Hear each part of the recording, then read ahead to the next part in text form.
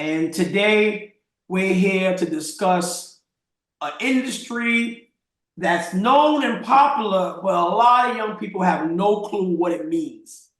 And I think today we're going to talk a little bit about the industry, careers in the industry, home ownership, financial freedom. I think we're going to end up talking about quite a few things that many of us learned. For me, I'll point to me. I learned it way too late. I heard about it, introduced to it, but all I can say is I wish I could go back and learn it a little earlier. So for young people who are listening, whether you're listening live or recording, welcome to our Career Talk.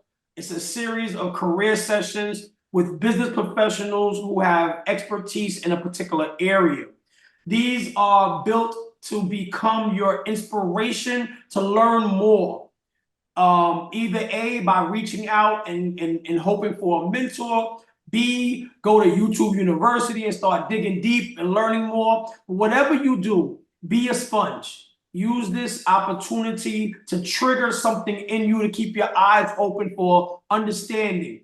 If you listen to this Zoom properly, you won't walk around the streets of anywhere you live and look at housing and apartments differently. You will look at it differently after this conversation. But we want to talk to you about a career option that is very viable, and I believe it's one of the ones that the earlier you understand it and start, the better off you're going to be. So welcome to our Career Talks. We're excited to have all of our speakers today, and we're going to jump right on in. So speakers, please introduce yourself, talk a little bit about your business profession that you're in, and a little bit about your journey to understanding this industry.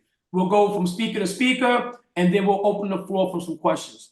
Our first speaker for today, her name is Ms. Marsha Coy. She's a financial solutions advisor, and we are so happy to have her. Everybody with great energy, give me a round of applause, a visual round of applause. Thank you so much. Ms. Marsha, the floor is all yours. Sure. Thanks, Ty, for having me. It's an honor. It's an actual pleasure. So everyone, my name is Marsha Coy. I am from Brooklyn, New York. Bed-Stuy area. Ty and I actually went to Boys and Girls High School together. I am in the profession of finance, and I have been for the past 2 decades.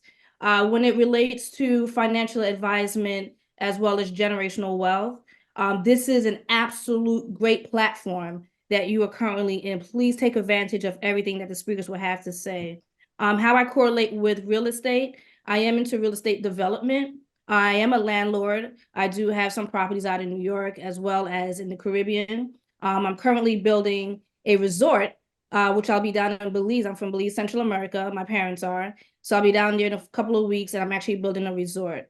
In the area of finance here in the US, I actually deal with thousands of different realtors when it comes to financing. So those who have clients that they need to get credit ready, that is my profession, making sure that you're credit ready. When it comes to the young people, you're in a great space because credit is like a huge thing now that we're hearing on the internet, on TikTok, and things of that nature. So I actually encourage young people with financial literacy. I do have a nonprofit called Creating Our Young Entrepreneurs Vision, COY Vision for short. And that's where I teach about financial literacy, taxes, retirement. There's no one too young to get started. And it's so weird that we can go out there and get a college loan, but we cannot get a business loan for our young people. So that's my aim. That's my goal, is to create young entrepreneurs by providing various grants for their businesses. So I'm just really excited to be here in this space to talk about real estate, not only becoming a realtor, not only becoming a landlord, but the vision of being a developer or being in the development realm is not far-fetched. And that's something that I hope I can encourage today. Wow. Thank you so much. I think a few of the speakers is like, let me grab her number in addition to giving out mine. But it's a great opportunity for us to also network with each other, talk about some possibilities and what we can build and do together. Marshall, we're going to come back to you with a few questions. Thank you for that intro. Let's move to Mr. Daniel. Daniel, go ahead and give us a strong intro. Let us know where you're from, what area you work in, and how your journey got going. Well, let me say that's a hard act to follow, you know. I mean, I wish I would have gone after what was going to go after. Again, I think this is a wonderful platform that you've put together, Ty. So respect to you for that. To start off, my name is Daniel Frankson. I'm a realtor here in the Atlanta, Georgia area. My connection with Ty, his wife, is actually a childhood friend of mine, and so that's how we are connected. But I grew up in Brooklyn from Jamaica originally, and moved to the Atlanta area after undergrad. So when I finished with school in Washington, D.C., I didn't want to go back to Brooklyn. One of the primary reasons I didn't want to go back to New York is because I wanted to own something. And I heard that this place called Atlanta was super cheap and you could get a house. And so at 22, I threw my one bag in the trunk of my car and I came up to Atlanta, and I've been here ever since. As a real estate professional, what I will say that there's a plethora of roles and opportunities that you can have in this field, and it would all depend on what works best for your personality. If you're a numbers person, then something similar to what Marsha does could be a good fit for you. If you're a people person, then maybe something along the lines of what I do as a realtor would be good for you. The one thing I will say is that while social media is a beautiful invention, social media does have this thing about it where it paints everything in the most positive light, or I should say, only highlights the positives of things. So I know here in Atlanta, I respect to all my colleagues, but there are some of my colleagues, they really make the realtor profession look like it's just fun, a luxurious thing, and it can be. But those of them that are doing exceptionally well, there's a lot of hard work that goes in behind what you see. And so one of the things I would love to impress upon everyone, all of the youth that will hear this conversation, is hard work is the key, regardless of what you're doing. There's no shortcut to success. There's going to be a mountain of disappointments, a mountain of shortcomings. As a realtor, my number one role is customer service. So you're dealing with several different personality types. You have to ensure that everybody involved in a transaction is acting on one accord. There are going to be times where somebody might ghost you. There are going to be times where you have a deal that's set to close, and for one reason or another, the day before closing, it doesn't go through.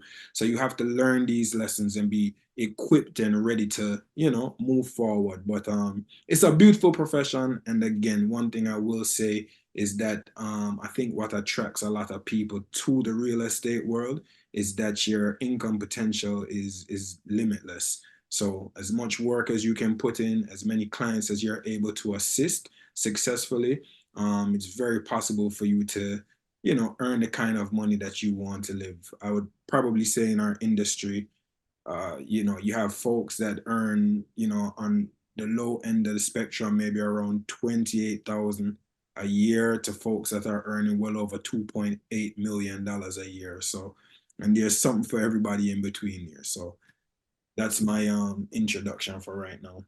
All right, very good, very good. We're definitely gonna get back to you also with some questions. I have some questions lined up for you guys. Let's go ahead and get a great intro from Mr. Damien. Welcome, sir. Hey, how are you? Good, Thank man. you so much, Ty, for having me. Two hard acts to follow, so thank you. Just like Mr. Franks and Mrs. Coy said, I'm also a realtor as well. I'm actually on the brokerage. I own the largest minority-owned real estate company in the state of South Carolina. Um, so I definitely understand that sounds great, but that's propensity to be sued that many times. Also, liability is really my biggest thing, making sure the agents know what they're doing. We're in 9 different counties, and about 60, 70 agents. So with that, I'm always teaching, always showing the agents how to become their better self. But I love what Mr. Frankson said. A lot of colleagues make it look like you just wake up, put on a tailored suit, and you close, and that's not what happens in this industry. You really have to put in the work. Real estate is a sales profession, and it's a customer service profession, as he said. So some of the youth now, sometimes they really don't have that aspect because everything is done behind the screen. But I think real estate really teaches you how to get out and how to grind and how to really foster relationships that really keep giving if you really understand what you're doing. I have about 9 Airbnbs. We do developments as well. I have a luxury car rental service. So when people fly in, we have the largest training base, Army base in the world, Fort Jackson in Columbia, South Carolina. So when people fly in from PCSing, they stay in one of my Airbnbs and they rent one of my cars and they also buy a house from me. So we're doing it 3 times, trying to make sure, we capitalize and monetize on everything that we can. One of my biggest, my baby, is motivational speaking. So I have a company called the 8 Inch World. I just did a annual conference that we do in November. The 8 Inch World is simply the human brain has between its 7.87 inches. So the real world that you live in is 8 inches. It's in your mind. If you can conquer the world that you have between your ears and in your head, you can conquer the world that you live in. Too often, we see a lot of teams go after this pseudo rich or pseudo image on social media, and they never tap into the purpose of who God created them to be. And I think that's where a lot of depression comes in. Can you imagine being a saw and for 25 years you're trying to screw in nails, and year 26 you get introduced to wood? That's what's happening in the world. People are not finding their true authentic self. So my goal is to help people come in contact with who God created them to be. Wow. Excellent, excellent, excellent. And I definitely see why you're the owner of the brokerage, because the personality and the helping to pour into other people is definitely what's necessary for that. So congrats to all three of you guys. Thank you for that intro. So we're gonna really try to delve into some basic questions and then lean more into the harder questions. So let's pretend that the listeners don't even understand the difference between renting and ownership.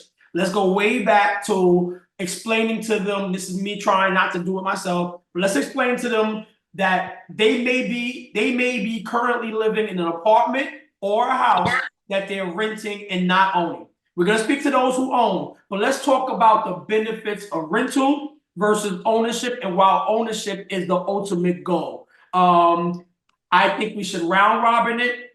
And whoever goes first, you get the easier part, because everybody else is just gonna try to do a tagline onto that. I'm sure we're all gonna give similar answers. So we'll go with Daniel first. Please share with us apartment rental, house rental versus ownership, and then we'll go with that, and I'll go with the next question. I'm already ready.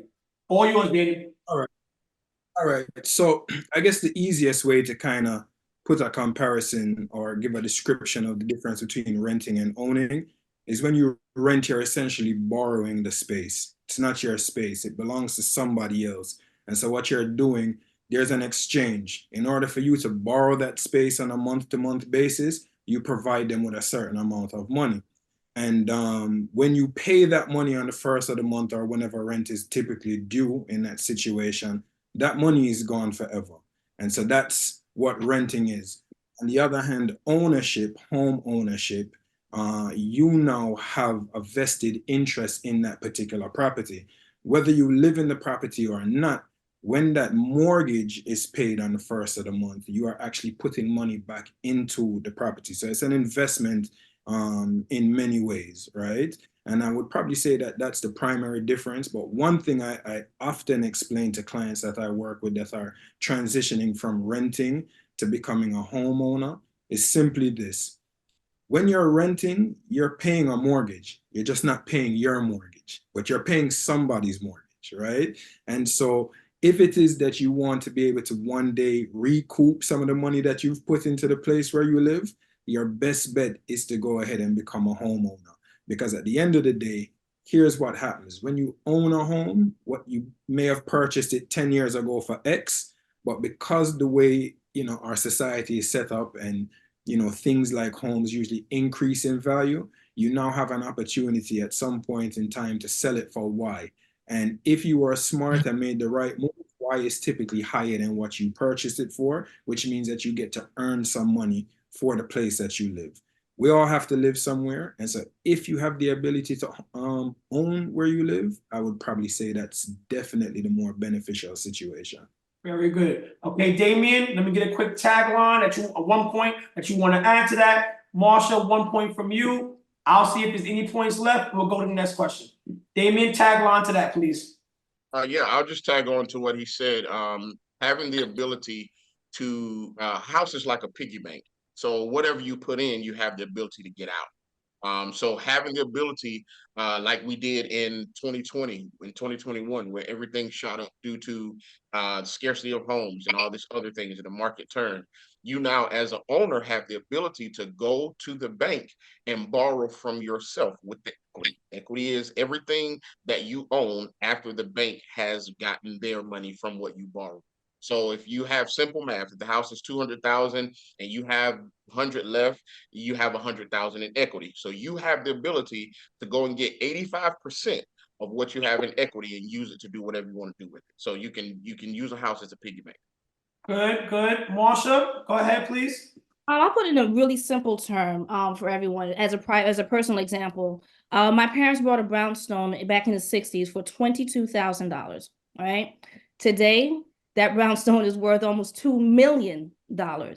It has been passed on to now is going into the third generation. So owning is like a generational nugget. Sometimes it doesn't have to be that exact property, but teaching a world, hopefully you will learn that that can be passed on to your children, your grandchildren. That home or the equity in that home can be used to start businesses. Let's say you get to a generation where you have to sell it. And as the two gentlemen said, sell it for more than it's worth. So that's just to kind of put it in perspective. You can't pass down an apartment because it's not yours, right? So my parents, they've done a great thing. So 22, would you rather 22,000 or 2 million at this point in life? So it's just a generational building tool that I like to say home ownership is the way to go. Yep. So again, young people, you're not going to get all the answers in this one Zoom. So what I want to tag on to that is take down the vocabulary words. We heard equity. So rent, you give the money, you never see it again. We got 2, 3 great examples that when you pay your mortgage, write that word down. It's a type of loan. Okay, when you pay your mortgage, one word, you're going to create equity. And by buying a house, you're going to create new home ownership value in your house. You have two things growing. You got your equity growing and the value of how home is growing. Many of us that are very knowledgeable of this stuff, the moment Miss Marsha said 22,000, all of us was like, whoa. Because we already know what it's worth today. We already know those stories, watch this part, those stories are not normal stories in our culture. These are normal stories in other culture, where people who are at a higher class than us, they probably normally didn't do the work themselves.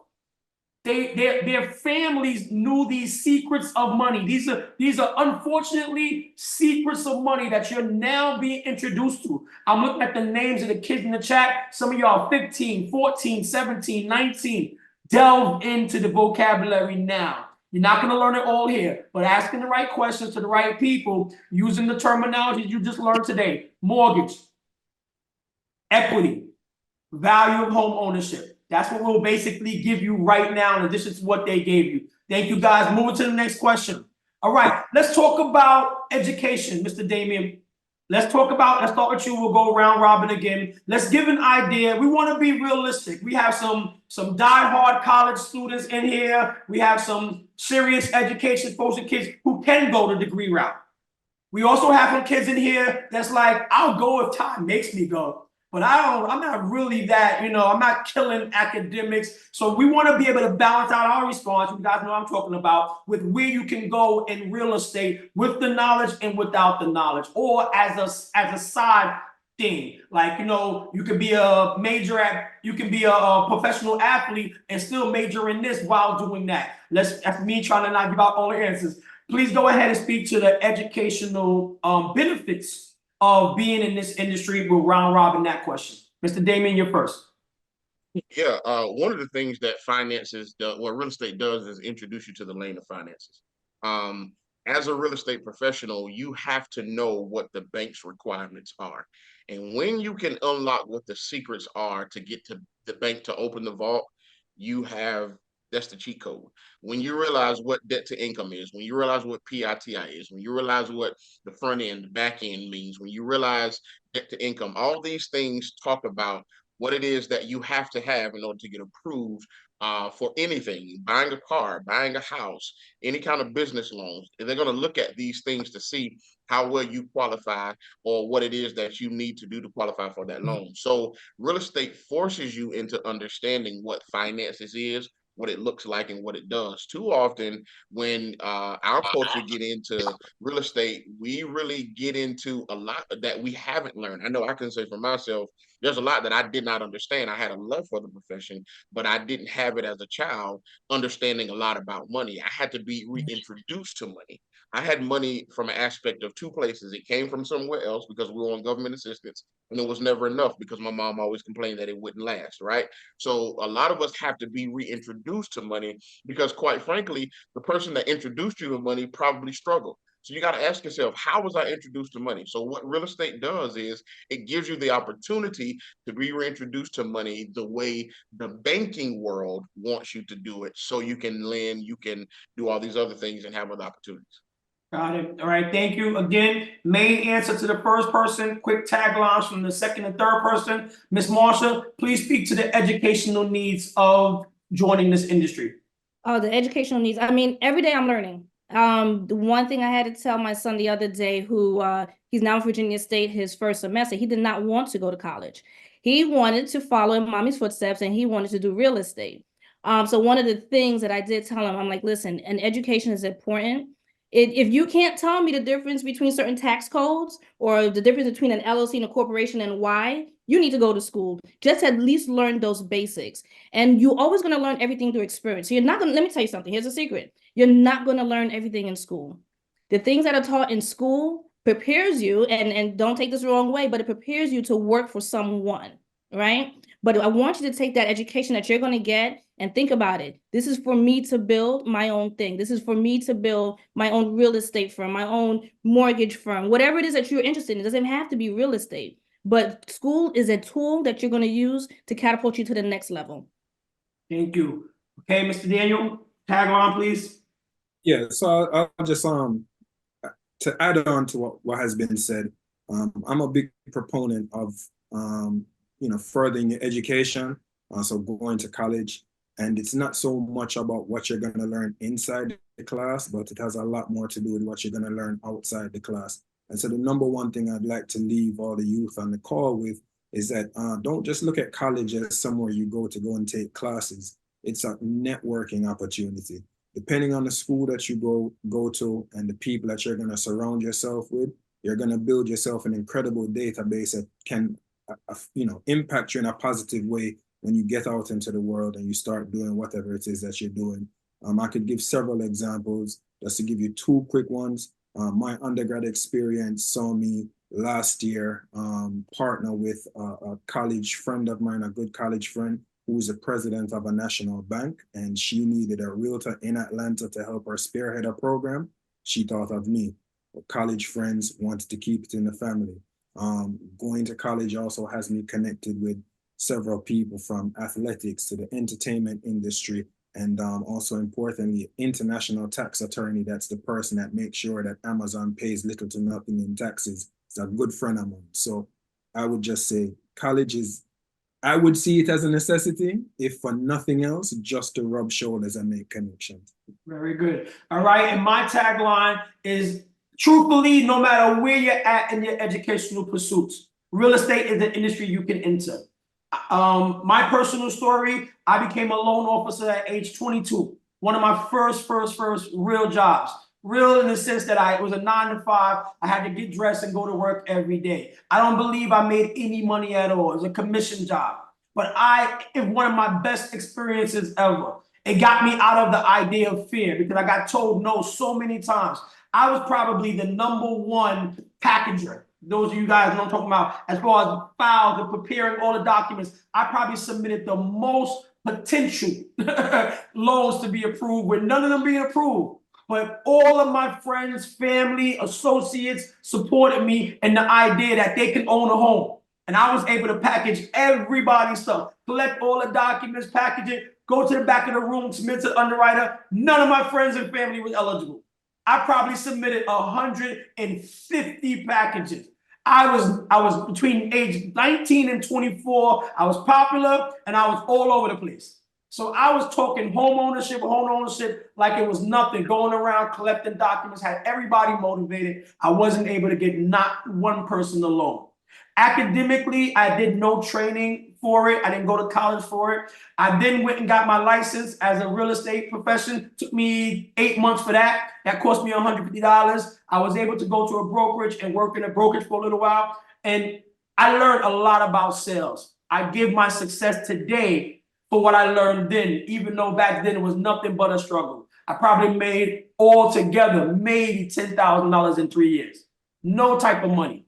But the reality is I was a hustler, which in my terms means I woke up every morning super committed, whether or not I got the money or not. That's a hustler to me. Not a hustler in the sense of trying to hustle people, but no matter what, I woke up and I love those time periods. Wherever you're at academically, those who are pursuing, you can put real estate to your side. Truthfully, it's a career convo, but real estate is really a lifestyle convo. It's definitely a career convo, but there's nobody in this room who should have an interest in touching and understanding real estate, either professionally or personally someday. The information you're receiving today is going to accomplish both. The possibilities you enter it as a career, but even as an individual. I have a parent that I know recently bought a home. You have to learn.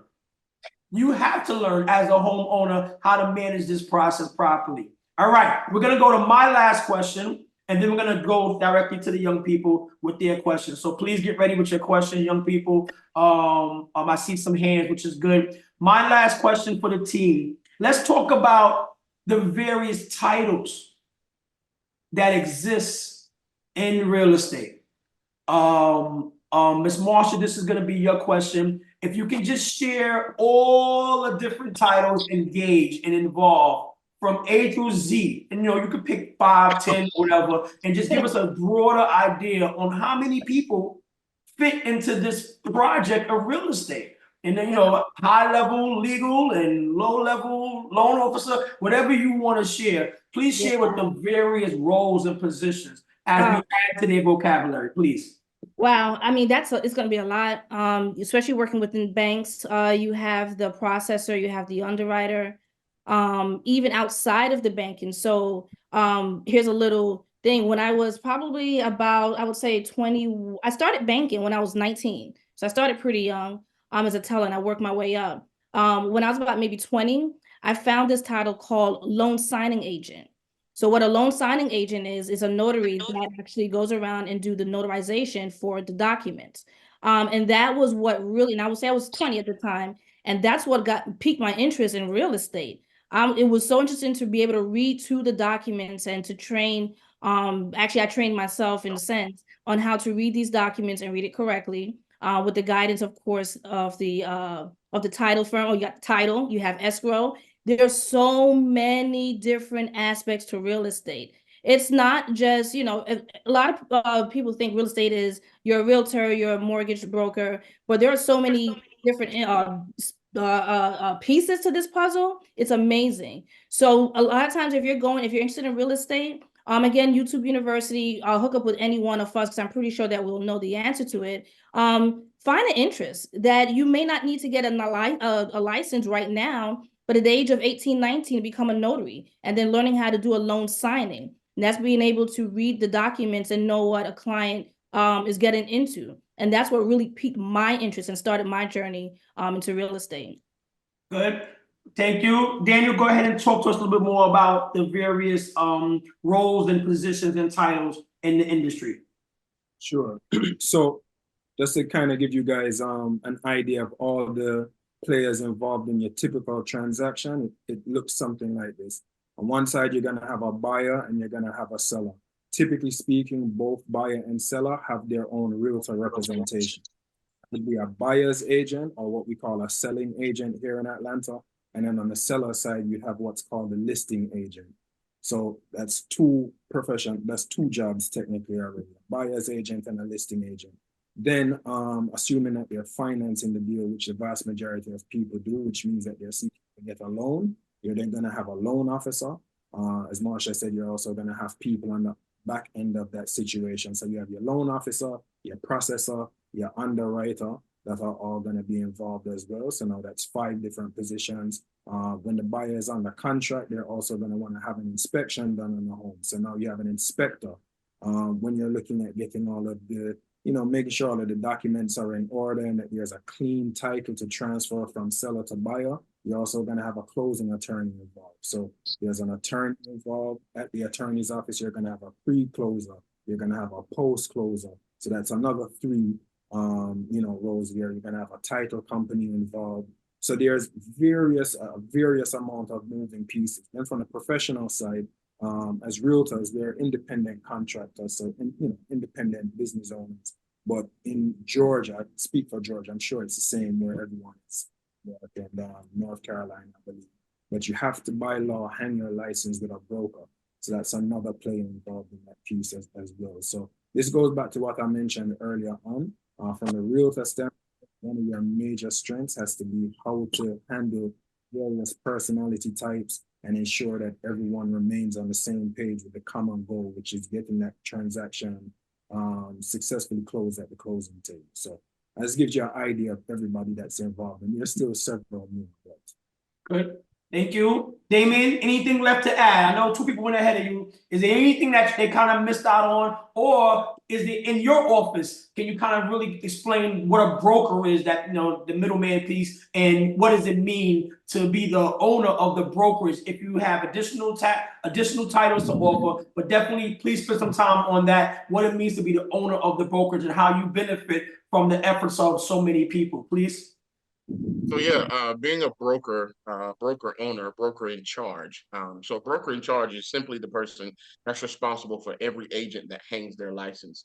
The broker in charge owns the company. So with owning the company, we have a 80-20 split, which means everything that the agent does, the company gets a percentage of. So technically, I've duplicated myself 70 times.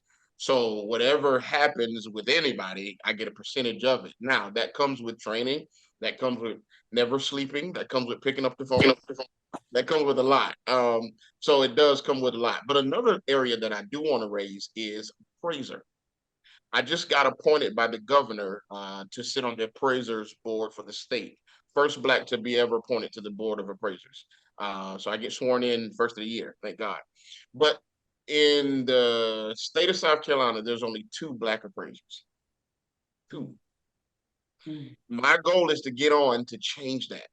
The problem with that is, we don't have a lot of people that look like us that sit in those seats, primarily because of how the state has the appraiser board done. You can go get an appraiser's license. You have to serve with the appraisal company as an apprentice for 2 years before you can go out on your own. Well, what usually happens is they pass it down to their children, and the appraisal stays in the family for centuries. For centuries. There's I think 22,000 appraisers in the world.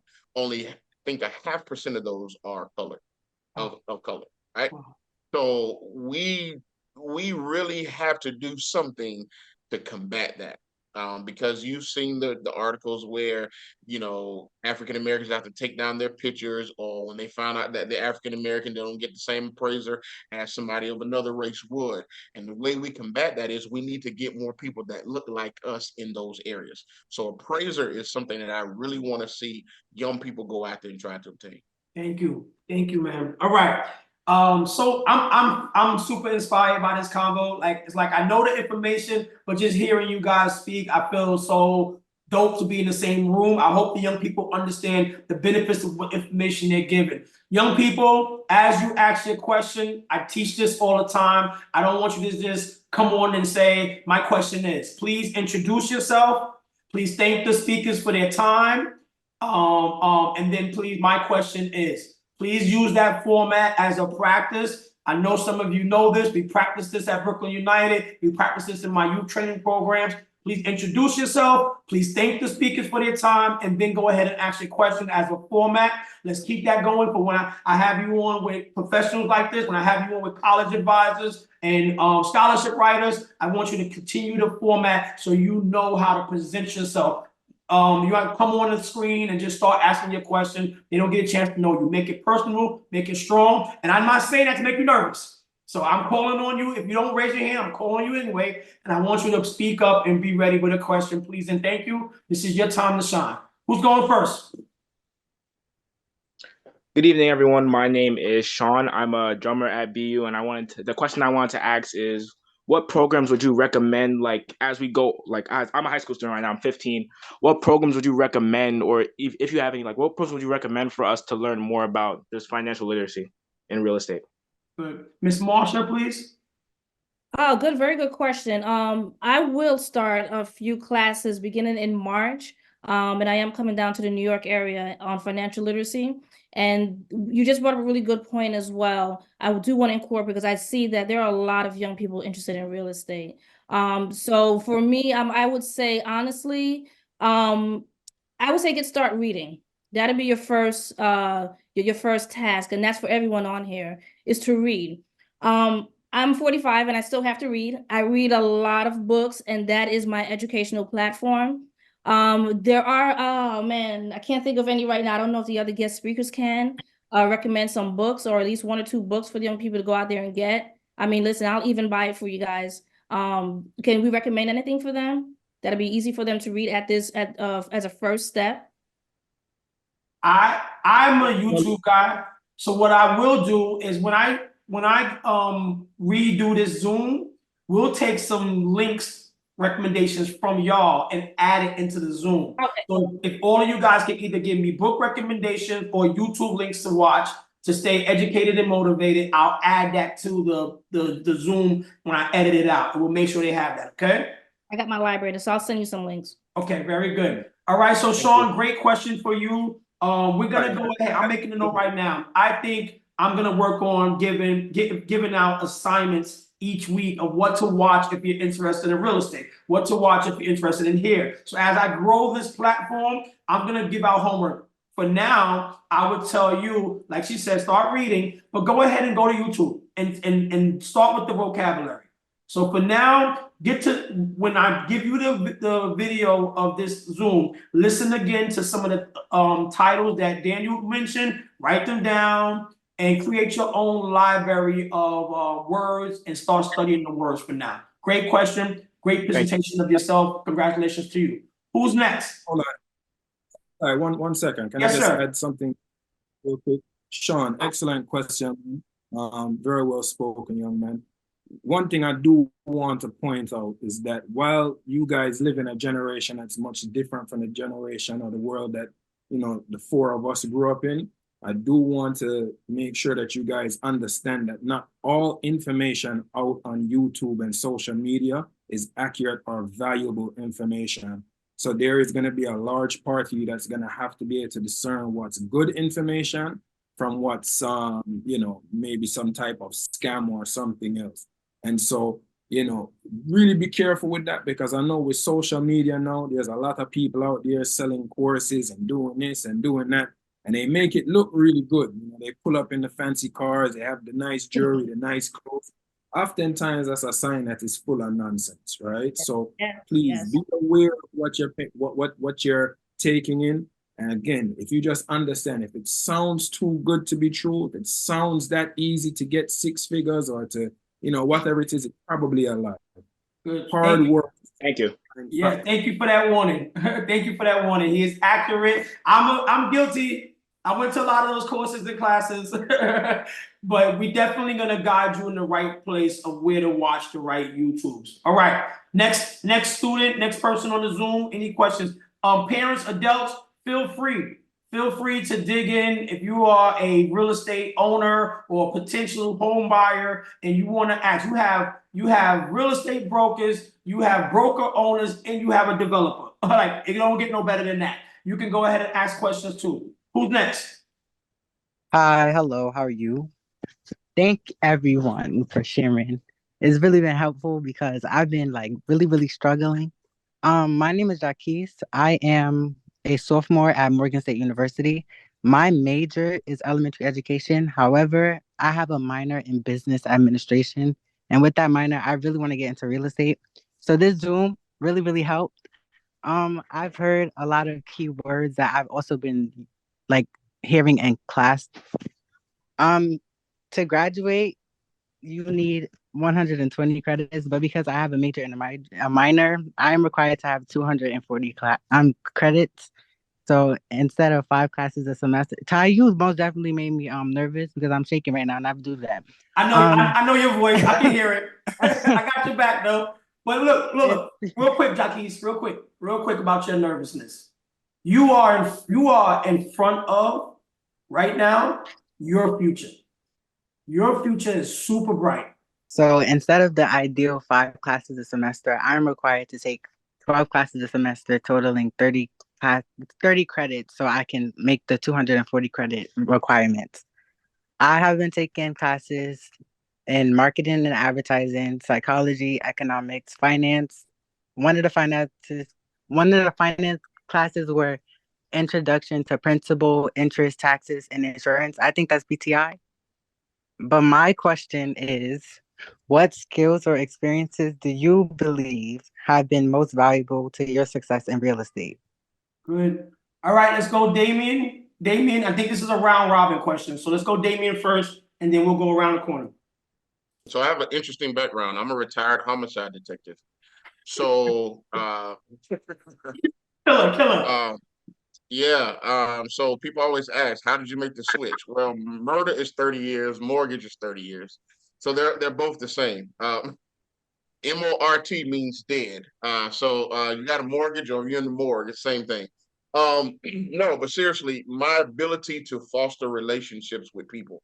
Frankson said it the best. I mean, having that ability to go to college and people that have that college experience, agents that have that military experience, or agents that have that connection in some community that know how to build a network of people. You're going to hear that word a lot in real estate.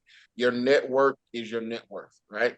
So, having that group of people that you have the ability to foster relationships with is going to be what keeps you afloat. So learn how to foster relationships. Kids nowadays or children nowadays, they're stuck behind that screen. They don't know how to extend their hand to have a handshake. They don't know how to talk. They don't know how to reason.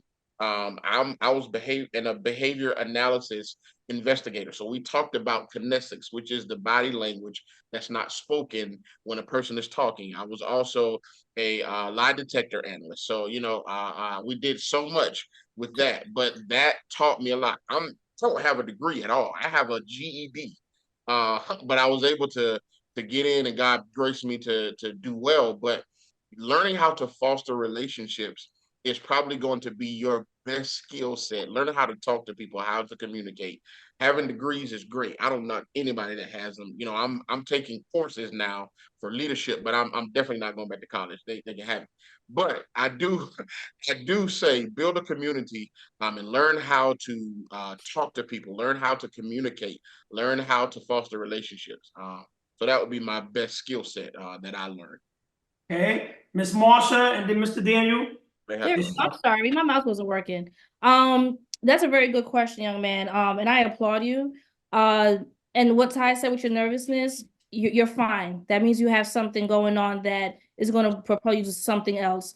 One of my advice to you, just like Damon just said, you have a heavy workload, course workload. But I would suggest if you can find in your university right now, maybe like a business club. I know my son is a part of the National Black Accountants, the National Association of Black Accountants. Get into those groups really will enhance your knowledge. It will teach you how to network, how to public speak. One of the public speaking forums that I was a part of is called Toastmasters. They're all over the country, and it teaches you how to present yourself. I would highly suggest that, because in real estate, it's what you know, but it's who you know as well. So I would always encourage you to join different networking groups just to help foster that ability to be able to speak with others and to actually get into the real estate realm. Perfect. All right, Mr. Daniel, you're the last one for this question. Hey, Jackie, man, I say you're already on the right track. And that's because, oftentimes I'd probably say 99% of people, when they're feeling nervous, they wouldn't even ask the question in the first place. So your ability to do that already sets you apart. To answer the question, I'd say for me, one of the biggest things that has come in handy is always sticking to the principle of being dealing with every client from an honest standpoint. So it's never about what's in my best interest. It's always what's in your client's best interest. So you always do what's best for the client, even if that means sometimes telling them, hey, I know you love this home, but because of X, Y, Z, I don't think it's the right move for you and we should continue to look elsewhere. Or, hey, I know you want to sell your home, but here's what I think would be a better route for you. Even if that means I'm not going to get paid, I'm not going to get any commission. If you always do right by people, your business will flourish tenfold because people will look at you as someone, a trustworthy source. And I think that sets you apart from so many people that are just driven by money and self-interest. Got it. All right, man. All right. Before because we want to Thank be you. respectful of, thank you, Jacques. We want to be respectful of the time of our guests. We asked them for 1 hour. We're close to that 1 hour mark. Do we have one more question from anybody on the line? Ms. Milan? I'm sorry, go ahead. Hi, my name is Milan Caesar, and I would like to say thank you for your time. And one question that I have for you guys is, what is a piece of advice that you would give young people who want to start interest in real estate? Sorry, I'm still kind of nervous. My bad. Okay, so her question is, what piece of advice you want to give to people on how to get started? I'm going to ask you to use that question and add your closeout, okay? So answer her question for sure, but I want to give this piece. I heard a lot about God, integrity, and from all of you guys. You all mentioned it here or there in your piece. Can you answer her question and close out with some of the principles? What's one of the key principles, the mantras, the statement, your bold statement, something that's catchy, memorizable? If each of you can give one that's been your claim to fame, in a sense, your sense of success, can you answer her and add that as your tag as you wrap up, please? I appreciate it so much. Thank you, Milan. Good question. I knew you were going to come next. Let's let the lady go first, and then the gentleman will close out. Oh, that one is hard. Oh my God, I didn't expect that one. I really didn't expect that one. But I did hear. I believe Damon said it. Your network is your net worth. Who you surround yourself with. I implore everyone to find a mentor. In the interest that you have. If it's real estate, you have 3 of us right here. Listen, I'm available all the time. I love to speak with people, especially the young people. Like, there's something special about young people that I think in this day and time, you guys are in the right space and you're in the right time that we are really pushing for. I mean, I've never seen so many entrepreneurs ever that I have in the last 5 or 10 years, where there has been a huge explosion, especially among Black females. I go to different events and different networking events, and just to see us there, it blows my mind. So definitely get around the right people. I don't care if you're in high school at this moment. I don't care if you're in college.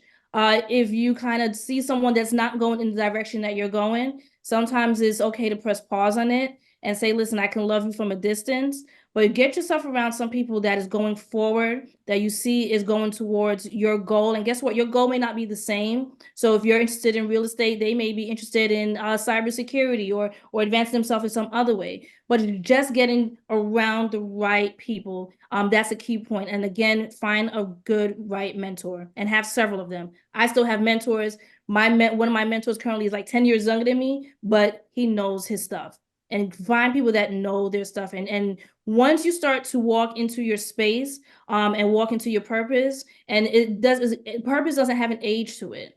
It doesn't have a financial backing to it. It's who God created, like Damon said, it's who God created you to be. And just find that sometimes it just takes meditation by yourself. Meditation.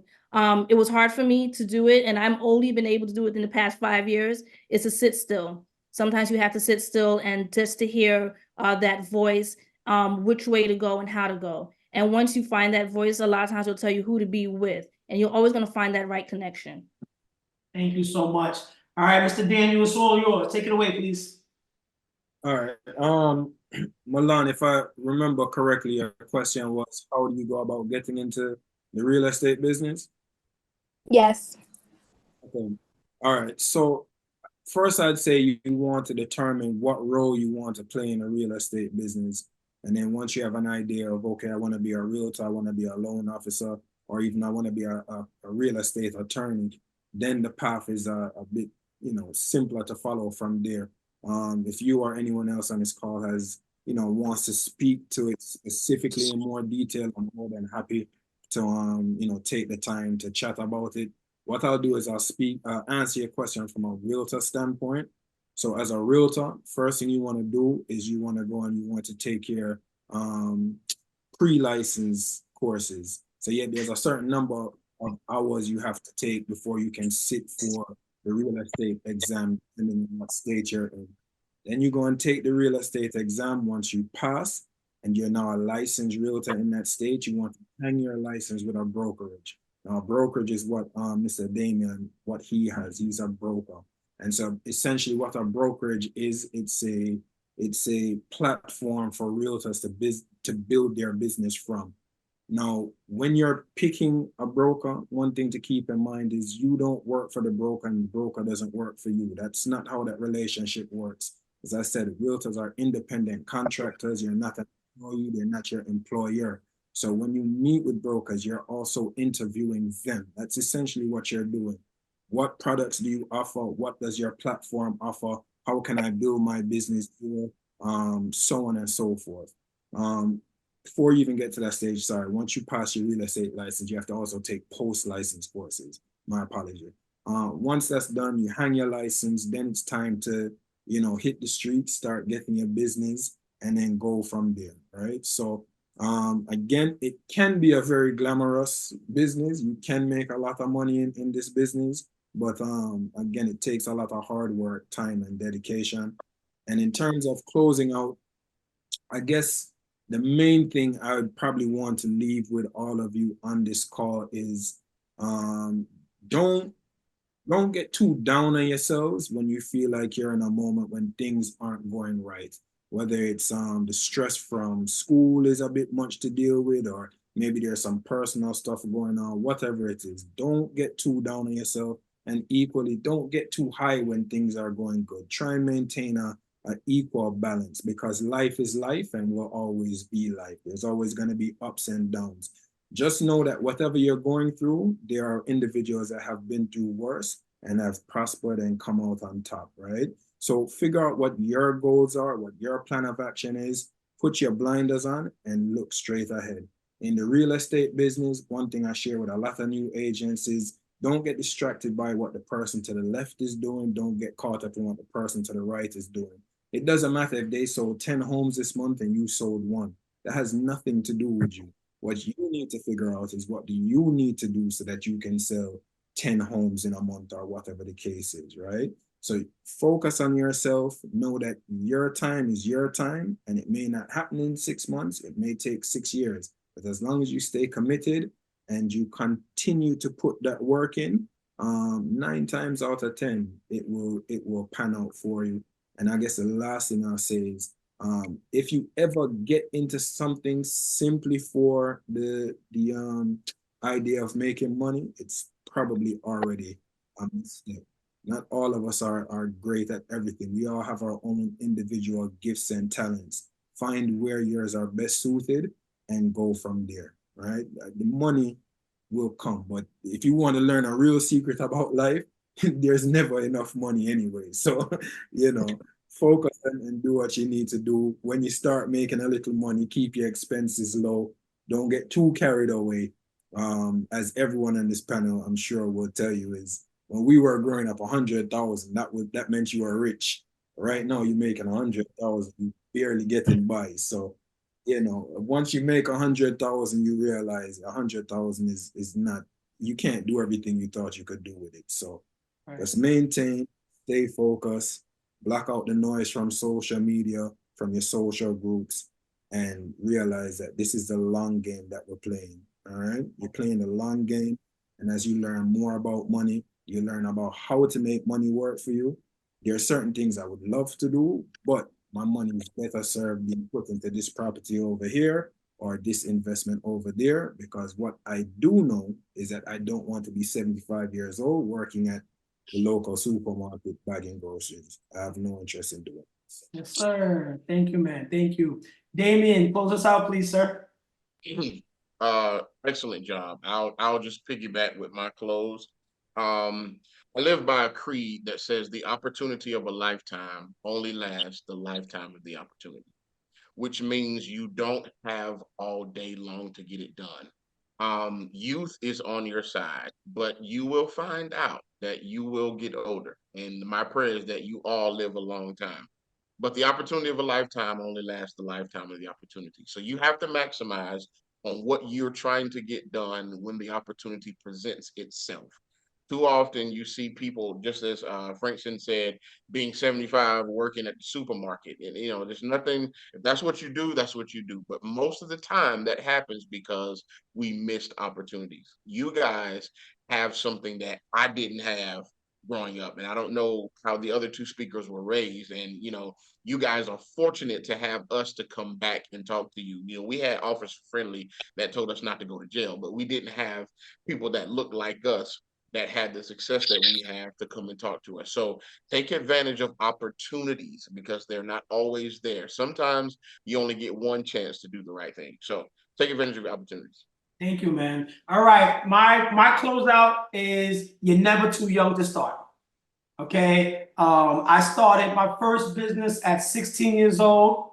It was screen printing and embroidery. I still have that business today. I am secretly probably one of the largest contract holders of printing for the Board of Ed. Secretly, we don't talk about it. I just collect the orders and get the job done.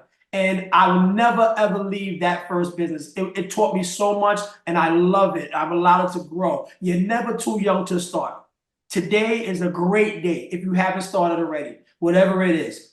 To all the speakers, all the parents that are supporting their young people on this Zoom, from the bottom of my heart, thank you. I love business. I love making money. I love that, but it's nothing more than not me loving kids. I love kids, and I love the opportunity to teach them. Ms. Marshall didn't mention that both of her children were in Brooklyn United when it first started. And I just absolutely love what we do, no matter what. I'll never stop trying to bring young people opportunities. For all of you guys, our energy and passion, what we said tonight, would have been the same for one kid on the Zoom or for hundreds of kids on the Zoom. So you being here, salute to you. Salute to you. It has nothing to do with how many people didn't come. You came. Continue to listen to these opportunities. When Ms. Marsha says, reach out to me. I want to hear from you. Can I have those contacts? Can I email them? Can I ask them questions? You'll always miss 100% of the shots that you don't take. If they're offering mentorship, if they're offering a hello or whatever, Mr. Daniel didn't mention that he went to Howard University. He talked about network, he talked about contacts and college friends, but he went to Howard. A few of you guys are considering Howard as your list. Again, there's so much resources available to you, and that's the goal in the job. So mission accomplished to all of us. Thank you, everybody, for your time and energy. I hope you know that you're doing God's work in addition to, because us saving these young people and inspiring them is part of our thank you for the things that he brought us through. He's brought me through some stuff. And this is my thank you to him, that I'm going to continue to make sure as many young people as possible keep inspired and keep on the right path and keep focused. I have some business to reach out to all of you guys about separately. Let's communicate. Let's connect. We have our chat. Please exchange numbers between each other. But thank you for your time. Thank you for your energy, your success, your leadership. And I look forward to more over the next 2024. I appreciate you folks, man. Let's do it. All right, guys. Everybody have a great night. Thank you, families. Thank you, parents. Thank you, young people. Thank you, speakers. I'll give you guys all the follow-up links necessary. Y'all have a great evening.